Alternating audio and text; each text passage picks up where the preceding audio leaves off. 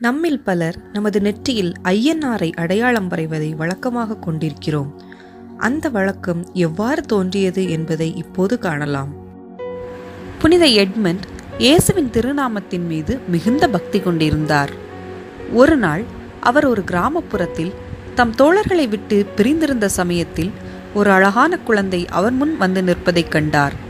அந்த குழந்தை அவரை பார்த்து, எட்மண்ட், என்னை உனக்கு தெரியவில்லையா என்று கேட்டது. தனக்கு தெரியவில்லை என்று அந்த புனிதர் பதிலளித்தார். மீண்டும் அவரை பார்த்து, என்னை பார், அப்போது நான் யார் என்பதை கண்டுகொள்வாய் என்றது அந்த குழந்தை. தனக்கு கூறியபடியே எட்மண்ட் அந்த குழந்தையை உற்று நோக்கிய போது அந்த குழந்தையின் நெற்றியில் நசரேத்தின் இயேசு, யூதர்களின் அரசர் என்று எழுதப்பட்டிருப்பதை கண்டார். இப்போது நான் யார் என்பது உனக்கு தெரியும் அல்லவா? ஒவ்வொரு இரவிலும் சிலுவை அடையாளம் வரைந்து நசரேத்தின் இயேசு, யூதர்களின் அரசர் என்ற வார்த்தைகளை சொல்.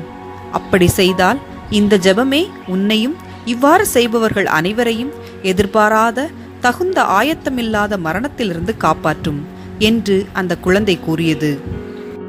நமது ஆண்டவர் தனக்கு கூறியதை புனித எட்மண்ட் பிரமாணிக்கத்தோடு செய்து வந்தார்.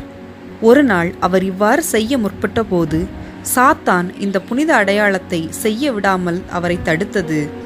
உடனே நமது புனிதர் இயேசுவின் திருநாமத்தை உச்சரிக்கவே சாத்தான் மேலும் இடைஞ்சல் செய்வதை விட்டுவிட்டு பயத்தில் ஓட்டம் பிடித்தான்.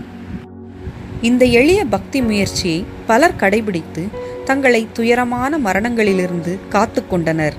மற்றவர்கள் மந்திரித்த தீர்த்தத்தால் தங்கள் விரல்களை கொண்டு தங்கள் நெற்றியில் INRI என்னும் 4 எழுத்துக்களை எழுதி கொண்டனர்.